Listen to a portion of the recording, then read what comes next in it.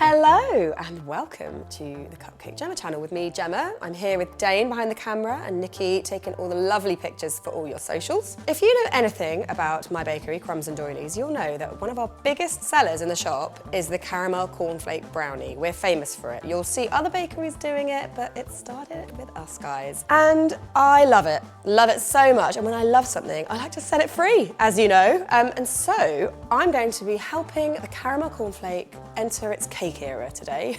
This video, we're talking moist chocolate sponge filled with pools of salted caramel and caramel buttercream. We're talking multi cornflakes around the sides and then a beautiful crown of chewy, crunchy caramel cornflakes. It's gonna be epic. And if you like the sound of that, please give this video a thumbs up just to let us know that you like the sound of that. Right, we're gonna start with the caramel cornflake element because this gets really hot. Caramel does, and so it needs a little bit of time to cool down so we can eat it and handle it. So I'm going to start by getting my cream ready, but I just want to tell you a few things that you're going to need first. It's really important that you use a fairly big saucepan because there's going to be a lot of stirring. You're also going to need a sugar thermometer, a long-handled wooden spoon or spatula, and then you need to prepare a baking sheet just with a silpat or greaseproof paper, whichever works for you. So I'm going to start by getting my cream ready as usual. So I'm going to put 1/4 teaspoon of sea salt in there and 1/4 teaspoon of good quality vanilla extract. And that was 150 grams of double cream. And then just give that a little stir just to get it ready. Next, pour 225 grams of caster sugar into the saucepan and then set it over a low-medium heat. Now, nothing much will happen for a while, but after a few minutes, you will notice the edges are starting to liquefy. So now you can get your wooden spoon in there and start to bring those liquid edges into the center so that the sugar can caramelize more evenly. As this is a dry caramel, we can get in and stir it a fair bit without the risk of crystallizing, unlike wet caramel. Once all of the sugar has liquefied and it's a lovely amber color, remove it from the heat, turn the heat off and slowly pour in your cream mixture a little at a time. Now be really careful of your fingers and face here as it does steam and bubble an awful lot. And then you can add 75 grams of chopped butter, it can be cold, and then stir all that in to melt it and combine it. That then needs to go back on the heat, just on medium again, and now you can put your sugar thermometer on the inside of the saucepan because we need this to heat and bubble away until the temperature reaches a very precise 116 degrees C. And then when it's hit 116 degrees, you can add your plain cornflakes. I've got 95 grams here. So just scatter those in and then just give it a really good stir. Now be really careful, everyone. This is hot, but you want to be gentle so that you don't break up the cornflakes too much. And when every single cornflake is coated in this delicious stuff, you can then pour it onto your baking sheet and then just gently level it off, not too level. Now, we're not done making caramel yet, guys, because we need to make the salted caramel, which is going to go in the buttercream. It's also going to be pooled in between all the layers of the sponge, and I think we'll make enough of it to do a drip around the edge of the cake because I don't think you can have too much caramel. So just in the same way as before, I'm going to get my cream ready. So I've got 350 grams of double cream this time. But don't forget, if you're in another country, it might be called heavy cream. I'm going to add a teaspoon of sea salt and a teaspoon of vanilla. And just give that a little wiggle. Now this time we're going to make a wet caramel. So in a medium saucepan, pour 150 grams of water, then follow that up with 350 grams of caster sugar and give it a little stir before you start. Then set that over a medium heat and don't stir it again. After a few minutes on the heat, almost all of the water will have evaporated and the sugar syrup will be beginning to colour a little. And when it reaches this beautiful amber colour, again, go in with your cream, just a little at a time. Woo! I'm glad I got my long handle spatula here. And just stir after each dribble. Just be really careful, guys.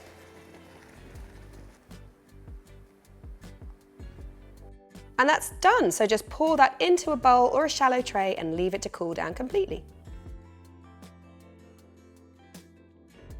Now it's time to get on with the sponge part, and I've chosen to do chocolate sponge because I think it's kind of reflective of the brownie part of a caramel cornflake brownie, and it's really delicious, and it goes really well with the caramel, and it's just a good idea.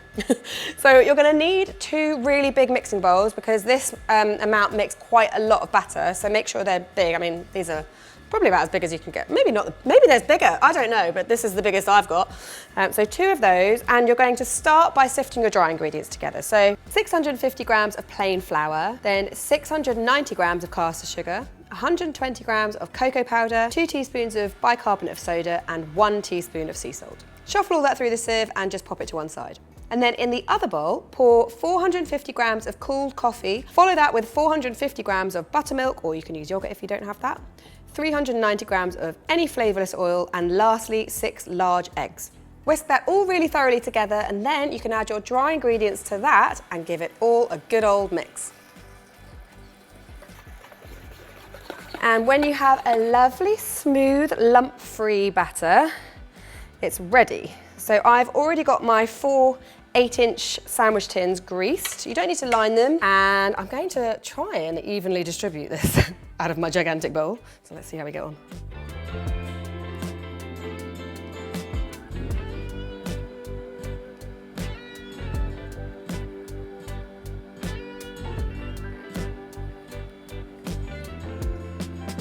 I guess it will just remain to be seen whether I got that right.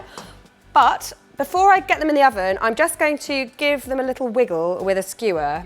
This just helps to get rid of some of the bigger air bubbles that might be hanging around. And you can give them a little tap on the worktop as well, just to get rid of a few more. And my oven is preheated to 170 degrees C. So I'm going to bake these for 25 to 30 minutes. I'll check them at 25 with a skewer, but they'll be ready when that skewer comes out nice and clean.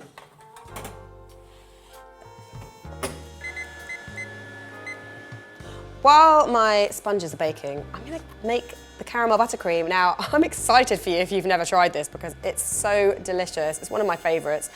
And it's just a regular American buttercream, but flavoured with all that lovely caramel. Well, half that lovely caramel we made earlier. So, as usual, you're going to need to use squeezably soft butter. I've had mine out all morning and it's just right.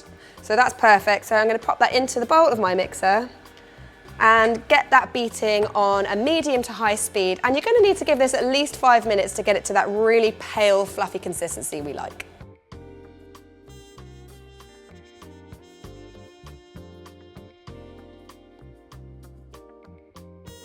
Next, add 640 grams of sifted icing sugar. Now, I always do this in 2 batches, beating for around 3 minutes after each addition.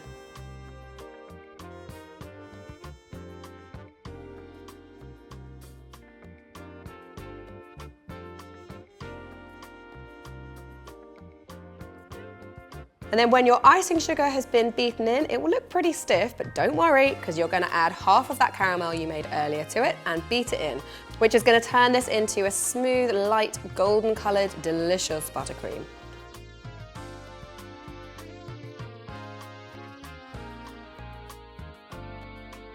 Are you ready to build this cake? I certainly am. So I've actually trimmed and levelled all my sponges because I want them to be really neat and tidy, and if you do too, then go ahead and do that as well. There's loads of videos on the channel to show you how to do that. But I'm going to build this cake up using caramel buttercream, but also making a little bit of space for a pool of salted caramel.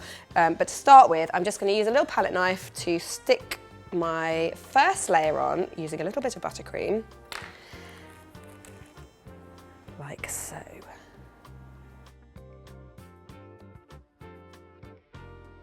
Then put a generous blob of buttercream onto that and spread it out into an even layer with a small offset palette knife. Then using the palette knife, remove a bit of the icing from the middle, leaving a decent border about 1 inch or so wide. Into that little hole, pour a couple of tablespoons of salted caramel and then even it out if you need to using a clean palette knife. Repeat that with all of the other layers.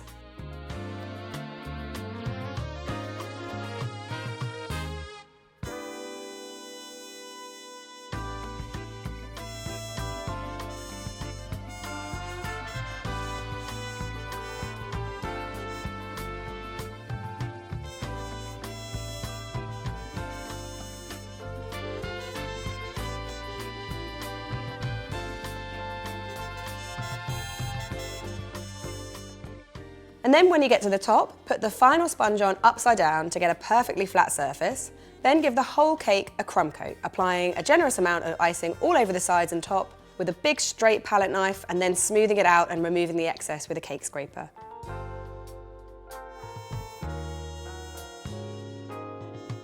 Then just pop it into the fridge to set.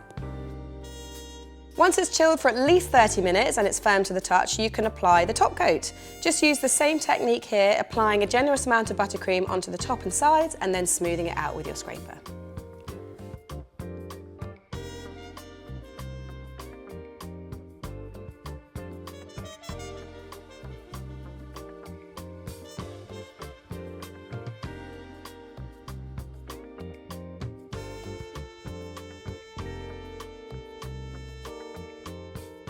Now I've just popped my cake into the fridge just while I prepare the next bit. So I'm going to make a kind of chocolate caramel buttercream using the remaining buttercream. I've got quite a bit left actually. And some chocolate. I'm going to just pour some melted chocolate in. So I'm using 70% dark chocolate here. I've melted 100 grams. I might not put all of that in. I'm just going to sort of mix it and see how I get on. So I'm going to use little nuggets of this around the top. I'm going to create a kind of crown, and it's up to you how you want to do that, whether you want to keep them big or small. I'm just going to start by sort of pulling away little mounds and then just like roughly squeezing them. I want mine to be quite sort of freeform, I suppose, not too round, and then just pop them onto a bit of greaseproof paper just to stop them from sticking. Now obviously this is way more than we need, but that is okay because it means you can just like take it to work and nibble it on the train. Now the only other thing I've got ready in advance was my multi cornflakes, and again I've made more than you're going to need. And all I did to make that was I mixed together 15 grams of malted milk powder, such as Horlicks, with 15 grams of caster sugar and then a good pinch of salt. Then in a big mixing bowl, I poured 40 grams of melted butter over 60 grams of plain cornflakes and then tossed them all about to cover them completely. Then I sprinkled that powder over the top and gave it all a really good stir to coat the flakes. Then I poured them out onto a lined baking tray and baked them at 170 degrees C for 10 minutes before leaving them to cool and then just shuffling them into this bowl so I can eat them. So to create the band, which is going to go around the bottom half of the cake, you're going to need a cranked palette knife and a smoother, just like you used before. All you need to do is start by picking up a little bit of chocolate caramel buttercream and just applying it to that bottom section. It doesn't have to be super neat and tidy at this point.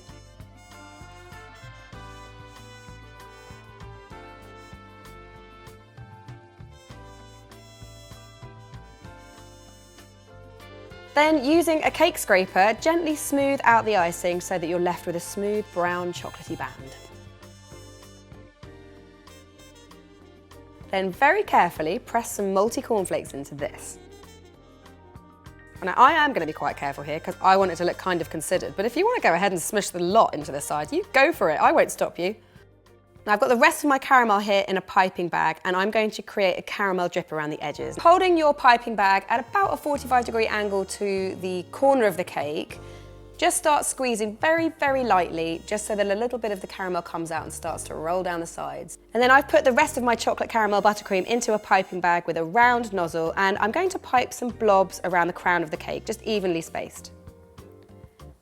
And then into each blob, I'm going to push one of my cornflakey nuggets.